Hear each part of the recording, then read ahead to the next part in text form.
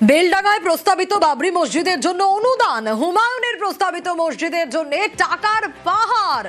ভরতপুরের বিধায়কের বাড়িতে চলছে টাকা গোনা।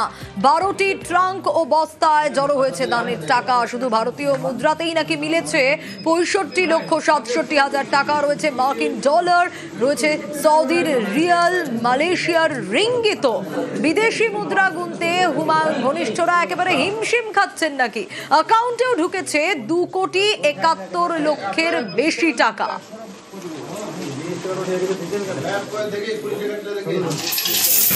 আজকে দুপুর অবধি ব্যাংকে এসছে 2,71,00,000, আর যেটা 6 এবং 7 মিলে যেটা ক্যাশ পাওয়া গেছে সেটা হচ্ছে 65,67,000।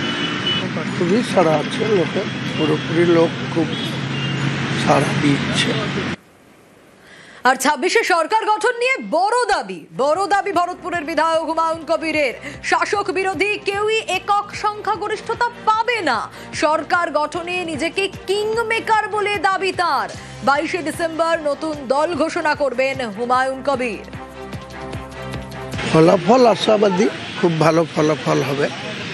আপনারা দেখতে পাবেন যখন ফল প্রকাশ হবে বা কাউন্টিং হবে, তখন বুঝতে পারবেন যে আমাদের দল ভালো রেজাল্ট করবে। বিজেপি চেষ্টা করছে সরকারে আসার, টিএমসি সরকারে আছে, ওনারা চতুর্থবারের জন্য সরকারে আসার চেষ্টা করবে, এটা স্বাভাবিক। কিন্তু আমি বলছি যে তারা কেউই মেজরিটি পাবে না, তাদেরকে আমাদের উপরে নির্ভরশীল হতে হবে। হুমায়ুন কবিরের নিরাপত্তায় বাউন্সার, সিকিউরিটি এজেন্সি থেকে 8 বাউন্সার নিয়োগ। নিরাপত্তা চেয়ে হাইকোর্টেও যাবেন বলে দাবি। প্রতিনিয়ত ধুমকি আসছে, এই তো কিছুক্ষণ আগে মুম্বাই থেকে ধুমকি এসছে, তো সেখানে তো আমাকে সিকিউরিটি নিতেই হবে। এরপরে আমি হাইকোর্টে যাব, হাইকোর্টে অ্যাপ্লাই করব, হাইকোর্টের অনারেবল জাজ সাহেবরা অর্ডার দিলে তখন সরকারিভাবে সিকিউরিটি নেব। কতজন এসছে? 8 জন।